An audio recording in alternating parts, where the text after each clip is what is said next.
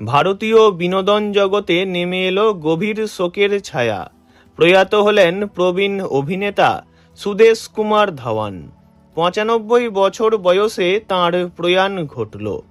তাঁর এই জীবনাবসান একটা যুগের ইতি। দীর্ঘ অভিনয় জীবনে নানা চরিত্রে নিজস্ব ছাপ রেখে যাওয়া এই অভিনেতার প্রয়াণে শোক প্রকাশ করেছেন চলচ্চিত্র জগতের বহু বিশিষ্ট ব্যক্তিবর্গ। জানা গিয়েছে প্রায় ২ সপ্তাহ আগে গুরুতর ব্রেন স্ট্রোক হয় তাঁর। ২০ এপ্রিল থেকে ৩০ এপ্রিল পর্যন্ত মুম্বাইয়ের ব্রিচ ক্যান্ডি হাসপাতালে ভর্তি ছিলেন তিনি। প্রাথমিক চিকিৎসার পর তাঁকে বাড়িতে নিয়ে আসা হলেও চিকিৎসকদের পরামর্শে সেখানেই আইসিইউর পরিকাঠামো গড়ে তোলা হয়। পরিবার প্রাণপণ চেষ্টা চালালেও শেষ রক্ষা হলো না। শেষ পর্যন্ত মুম্বাইয়ের বাসভবনেই তাঁর জীবনাবসান ঘটে। মৃত্যুকালে তিনি রেখে গেলেন তাঁর স্ত্রী জয়া এবং কন্যা মিশিকাকে। প্রসঙ্গত, সুদেশ কুমারের জন্ম ১৯৩১ সালের ১৭ই মার্চ।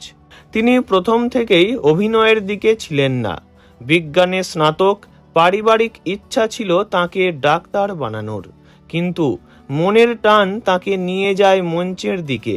সেই আকর্ষণই তাঁকে পৌঁছে দেয় কিংবদন্তি অভিনেতা পৃথ্বীরাজ কাপুরের নাট্যদলে, যেখানে আরম্ভ হয় তাঁর অভিনয় জীবনের একেবারে প্রথম অধ্যায়।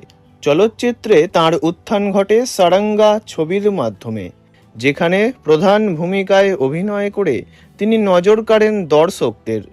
পরবর্তী সময়ে একাধিক হিন্দি ছবিতে অভিনয়ের পাশাপাশি দক্ষিণ ভারতীয় সিনেমাতেও অভিনয় করে নিজের জায়গা তৈরি করেছিলেন তিনি।